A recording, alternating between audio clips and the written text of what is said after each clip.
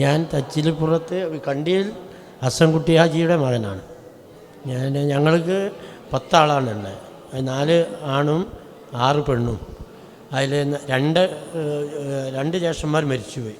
പിന്നെ ഒരു ജ്യേഷ്ഠത്തിയും, അത് മണിമുണ്ടയിൽ നറുക്കിൽ ഒരു ജ്യേഷ്ഠത്തി അവിടെ ഇനി അങ്ങനെ അത് മരിച്ചുപോയി. അങ്ങനെയാണ് ഞങ്ങളെ കുടുംബം. പക്ഷെ ബാക്കിയുള്ളതിൽ ഏകദേശം ഇവിടെ ഉണ്ട്, എല്ലാവരും വന്നിട്ടുണ്ട് തോന്നുന്നു. ഒരു ജ്യേഷ്ഠനാണത് ഇത്. പിന്നെ അളിയനാണ് KB അയമുട്ടിക്ക, അത് ചിറ്റാലാക്കളുടെ. അങ്ങനെയൊക്കെയാണ് കുടുംബജീവിതം. പക്ഷേ കുഴപ്പമില്ല. മക്കളെ ഒക്കെ അത്യാവശ്യം പിന്നെ ഒരു 2 പെൺകുട്ടികളും ഒരാണ് തന്നെയാണ്. മോനെ പിന്നെ ഇപ്പോൾ ക്രഷർ ഫീൽഡിലാണ്. മോൻ ഇപ്പോൾ കർണാടകയിലാണ്.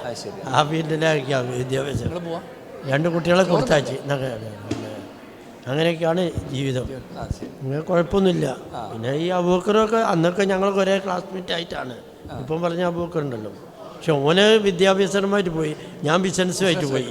അങ്ങനെ പോയാണ്. അതുകൊണ്ടാണ് ഓന് ഗവൺമെൻറ് ജോലി കിട്ടി. അതൊക്കെ പെങ്ങന്മാർ ഇതാ ഒരാള്. പിന്നെ ഉണ്ട്, എല്ലാവരും പുറത്തുണ്ട്.